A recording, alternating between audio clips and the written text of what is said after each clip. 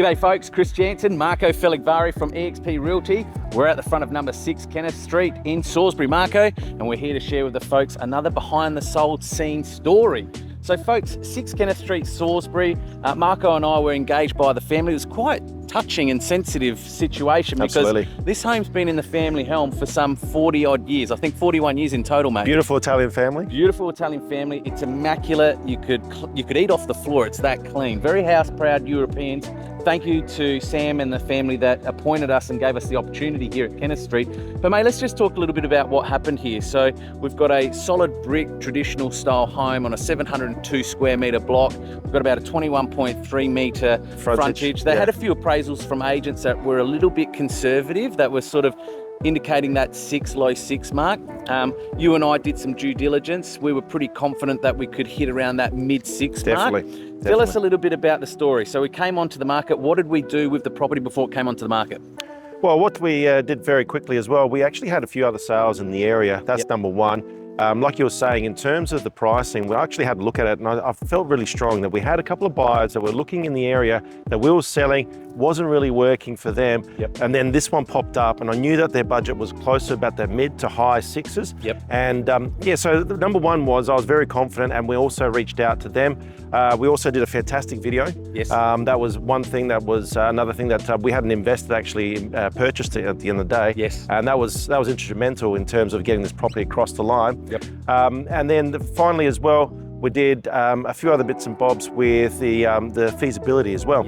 So if you're, what we did was we went through and had a look, what was the actual dimensions that we could actually get with this home. And one of the ones was actually, if we did a hammerhead block, as we can see, maybe you can't with the camera, but we did have a wider garage than normal here, and we can actually potentially do a hammerhead block with this property while keeping the existing establishment as well, or the property itself.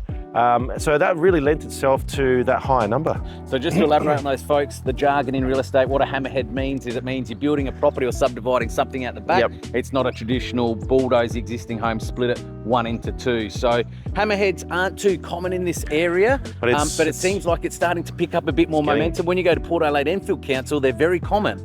We're starting to see that encroach and happen here in the local land is getting scarce, and therefore there's a lot more creativity that's happening around blocks and what they're doing. That's all it comes down to. Land is, there's scarcity of land, absolutely. So folks, what we did, first and foremost, we actually got questioned by the family, right? So when we did our appraisal, we were a little bit more ambitious than I guess the other appraisals they had. And, you know, respectfully, looking at data can be a conservative approach, and I felt like maybe they were being guided by some previous data. Whereas, as you said, we had some recent factual, real results reflective of the current market, current demand from buyers. We knew their budgets as well. They missed out on those other development prospect and opportunities. And that was the thing. Like I had a buyer that in mind that I knew that was had the cash and had the budget for it. And actually, that buyer was the one that purchased it. Yeah, absolutely. So let's jump into the numbers. Realestate.com.au, were we on there? Absolutely. Did we have a signboard, brochures, all the glossy real estate stuff? Most certainly, folks. You get that with most agents. It's not the sole reason why you would employ an agent though, right?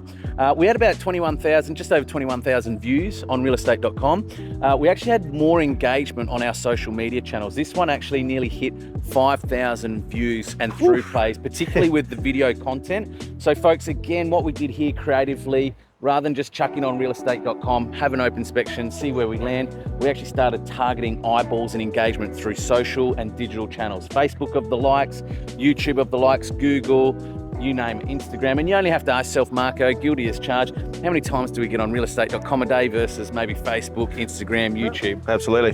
So that's where we've got to put money, time and sense into, absolutely. So mate, 1 week on the market, we had, I think, 61 buyers come through. Yeah, we actually, the other thing that we do really well, Chris, which I must say, and this is something that Chris has taught me, is that we actually put the property on the marketplace on a Monday. And we let it have that full exposure to the Saturday. And now by that time the phones were running hot. Good point. The phones were running hot, And I actually rocked up, I'm not sure if you remember, I actually rocked up here about half an hour early. And we already had people lined up ready to rock and roll and trying to talk to the owners about doing deals. But nevertheless, yeah, we had 61 groups come through, but they all had families. So I reckon we would have had at one time probably close to about 150 people through the home. Yeah, it was hectic. I mean, Kenneth Street's a little dead end court here. Folks, we've got some little developments that are happening just a couple of doors up. So that's why we knew this was primed for that. Talking to the right audience is really important. Not to mention, I think it's also, some would say or some wouldn't, but I think it's still the old dress circle of Salisbury. Like we're very much in that harbour. You've got Parabanks as the heart of it. Obviously Windsor Street and all that kind of stuff is the official, I guess the area, but I still think this is part of it. This is a great spot, mate. Don't get me wrong. You know, there'll be those that will debate where the dress circle of Salisbury is, but you know, I think you've got Saints Road shopping precinct and amenities that has really dressed up this area with the access to Main North Road, the Foodland shopping. I think that's been actually voted number one. I was about to say, in the country, I was literally, best shopping centres. I was literally thinking that. So 61 groups through, mates. How many offers did we finish with? 8. 8 offers in total. Yep. So that's super competitive. Now let's talk about the offers. So when we opened the property up, the positives with the property were obviously presentation, location, neat and tidy. People could appreciate it's been a tightly held home for 40 plus years. Ideal location. Location, definitely. Frontage, block. What were the challenges? Let's talk about what are the tough nuances on this one? Was there any challenges? Probably managing the volume of the buyers and inquiries coming through. I guess the challenges would have been, look, obviously this area here, a lot of people were wishing it was 4 bedrooms, but it's not. Yeah, small. Okay. The other thing is it didn't have your ensuite, your modern now ensuite bathroom. Yep. So it's your standard 3-bedroom, 1 bath, but multiple cars. But I guess at the same time, the people really appreciate it for what it was. It's a beautiful, well-kept home, solid brick. I love solid brick. Yep. And it's also, walking distance from here to Parabanks or any of those kind of transport options. So really, really cool for any buyer. And I guess the purchaser that purchased it, he loves the home so much. He doesn't want to knock it down. He actually wants to rent it out. And he goes, Marco, I'm just going to hold this one. It's going to make me money. Yeah.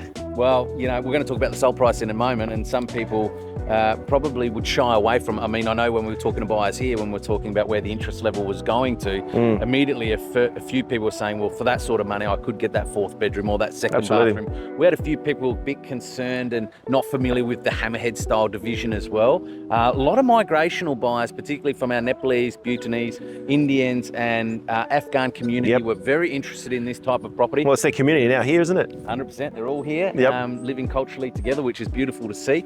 Mate, we sold, tell us about the sold price and the term of the contract, most importantly. Sure. So we had a few offers come through. Like I mentioned, 8 offers come through. Started off in the early 6s, which I was very surprised about. But at the same time, kind of, with the home, the caliber that we have, it is what it is. We went all the way through. And I think with our purchaser, we actually stopped at around about 650 with that offer. And then Chris was like, well, Marco, it was pretty good. I was like, no, wait. I think we can get more. And so we got up to 670. 670. And cash unconditional. The other thing was because of that volume, I did speak to the purchaser. I go, look, your conditions and all that kind of stuff, what we can do is if you take all those conditions away and offer me an unconditional contract, you'd probably be there, because there was a couple of underbidders as well looking at that home. So very, very, very interested buyers. There was a lot of them. And it went really quickly. There you go. Unconditional contract, 670. Yeah. The sellers were pretty ecstatic around that sort of mid-6s mark. Most of the previous appraisals were around 6, getting a little bit hairy, audacious, above 6 territory. The results in the book at 670. We're settling this week, mate. And I guess the best result is that this home has been around for 46 odd years, something like that. And the current purchaser that's taking over doesn't want to get rid of it, doesn't want to bulldoze it, wants to keep it. Which is important for the family that have now owned it and passing over the tenure after some 40 plus years. Absolutely. Folks, thanks for joining us on another Behind the Sold Scene Stories here at 6 Kenneth Street, Salisbury. Marco, it's always a pleasure collaborating with you. Mate, congratulations. Congratulations to our sellers, and we're looking forward to welcoming our buyer here very shortly on settlement day. Yeah, if you have any questions, please don't hesitate to contact us. Thanks, guys. See you on the next one. Bye for now.